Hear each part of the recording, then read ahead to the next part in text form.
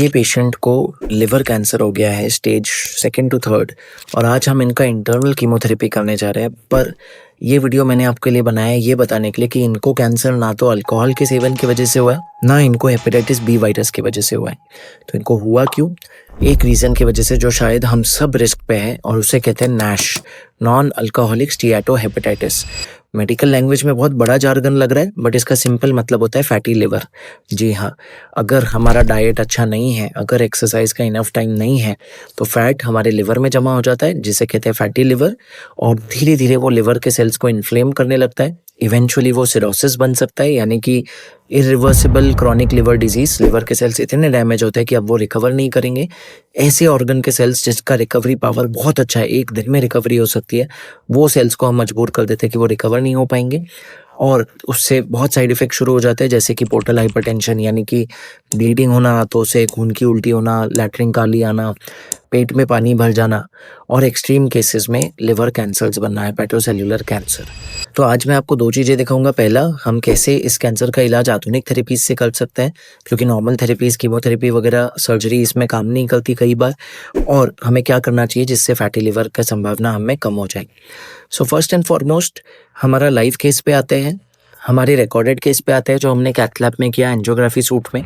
हम ये पेशेंट की हथेली में छोटी सी सुई ले जाके इनकी वो नसों में चले गए जो सीधा इस कैंसर को फीड कर रही थी। जी हाँ, हेपेटिक आर्टरी या लिवर की नसों में, और सीधा इस नस में एक पतली सी तार ले जाके माइक्रो कैथेटर 0.4 मिलीमीटर डायोमीटर हमने कीमोथेरेपी अंदर छिड़की एक कैरियर एजेंट के साथ, एक ऑयल के साथ, जो जाके पूरी तरह कैंसर की गांठ में बैठ गई। ये जो आप सर्कल देख रहे हैं, ये है वो ऑयल जो पूरी तरह उस कैंसर में बैठ रहा है और कीमोथेरेपी से कंटिन्यूस उस कैंसर के सेल्स को मारेगा महीनों तक। इसके बाद हमने वो कैंसर का ब्लड सप्लाई बंद कर दिया ताकि उसे खून, पोषण, ऑक्सीजन कुछ भी ना मिले और डबल हिट हो जाए।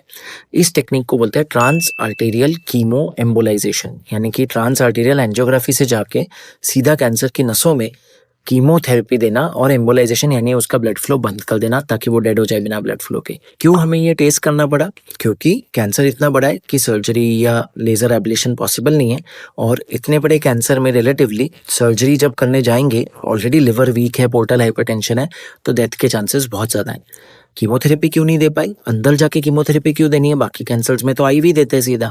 क्योंकि हेपेटिक कैंसर्स में एक कंसेप्ट होता है फर्स्ट पास मेटाबॉलिज्म, जिसके वजह से केवल 10% कीमोथेरेपी पहुंचती है, ज़्यादा से ज़्यादा 10 से 50%, और बाकी सारा डोज बॉडी के नॉर्मल सेल्स में जाता है, जिससे साइड इफेक्ट्स बहुत होता है। तो कैंसर मर नहीं रहा है और उसमें साइड इफेक्ट्स ज़्यादा हो रहे हैं बॉडी में, नॉर्मल सेल्स में हेयर लॉस और बाकी प्रॉब्लम, बोन मैरो सप्रेशन। यहाँ पे क्योंकि सारा डोज हम अंदर दे रहे हैं कैंसर के खून की नसों में, लिवर की नसों में भी नहीं, कैंसर की सुपर सिलेक्टिव नसों में, इसलिए इफेक्ट नियरली 90% बढ़ जाता है, साइड इफेक्ट बहुत कम हो जाते हैं, ना के बराबर।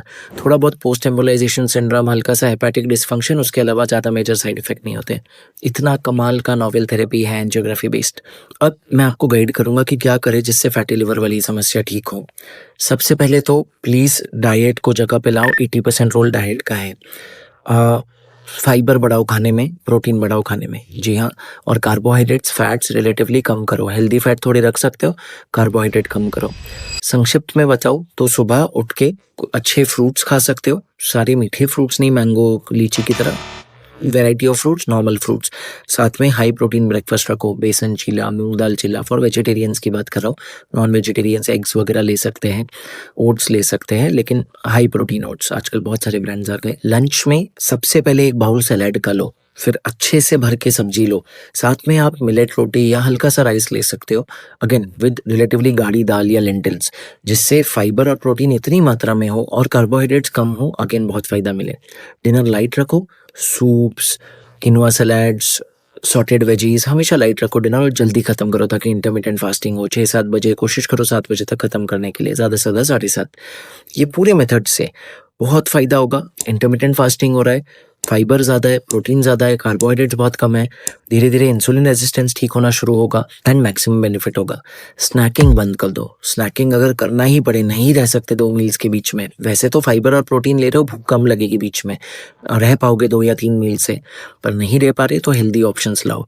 Date bites, smoothies with coconut milk and seeds and nuts, या simple nuts and dry fruits, soaked nuts of course with seeds, ये सब ट्राई करो। ये तो था डाइट। अब exercise.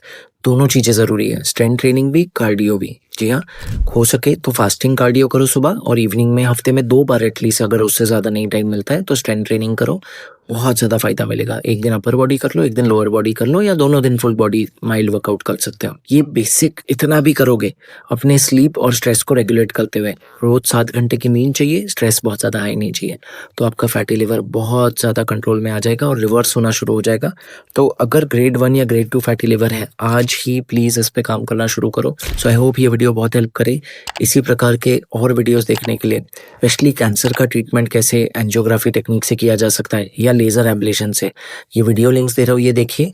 Recently doctor Rekha Arya के साथ उनके चैनल पे हमने एक डिटेल पॉडकास्ट किया था, कैसे एंजियोग्राफी और लेज़र स्पेशलिस्ट कैंसर में हेल्प कर सकते हैं। वो वीडियो भी ज़रूर जाके देखें। सुरक्षित रहिए, सशक्त रहिए।